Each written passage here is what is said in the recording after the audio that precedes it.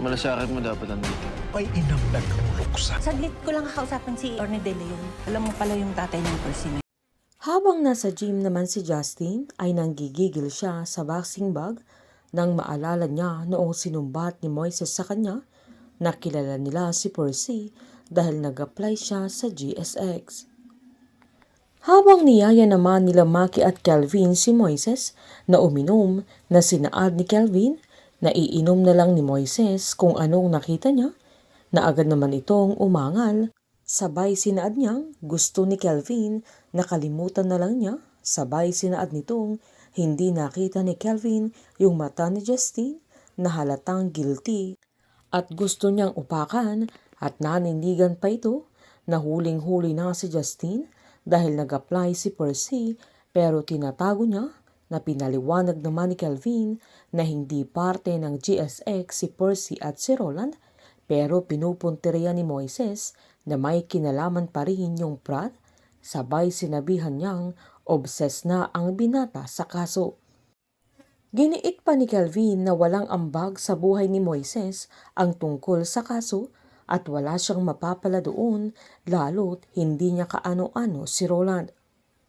Giniit naman ni Moises na tinapon siya ng mga totoong magulang niya at kinupkop siya ng mga taong di niya kaano-ano, sabay sinumbat niyang ang point ni Kelvin ay dapat pinabayaan na lang siya nila Mangestong at Grace dahil hindi siya kaano-ano, sabay pinaalala niyang laging andoon ang nanay at tatay ni Kelvin para sa kanya at tuwing mag-aaway sila ni Mangestong noon.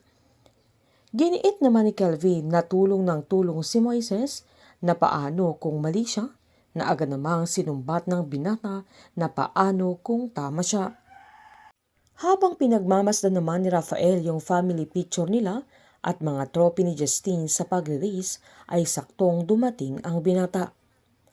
Hawak-hawak ni Rafael ang isang papel kung saan sinaad niyang pinakita na ng mami niya sa kanya na with honor siya nag-graduate kaya binati niya ang anak niya.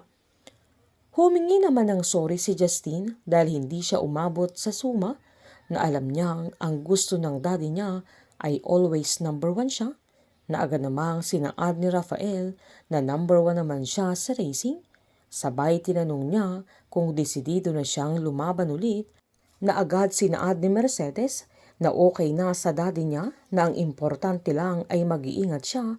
Sabay giniit ni Rafael na importante din ang tagumpay nila, pero nag-iba ang aura ni Justine nang maalala na naman niya si Moises. Pinaalalahanan naman ni Kelvin si Moises na dapat sa Pratt sila loyal, hindi kay Aling Nadia, kaya sinabihan naman siya ni Maki na nasasabi yun ni Kelvin dahil nangako si Justine na mamamakyaw ang GSX sa balot niya para manalo siya bilang Mr. Monticello.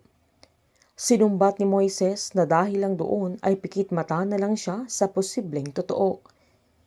Giniit naman ni Kelvin na posible ding hindi, sabay pinaalala niyang Pratt scholar si Moises at tinutulungan ni Rafael si Mangestong na kay Rafael din nagtratrabaho si Grace at gusto ni Moises na tablahin ang lahat ng yun.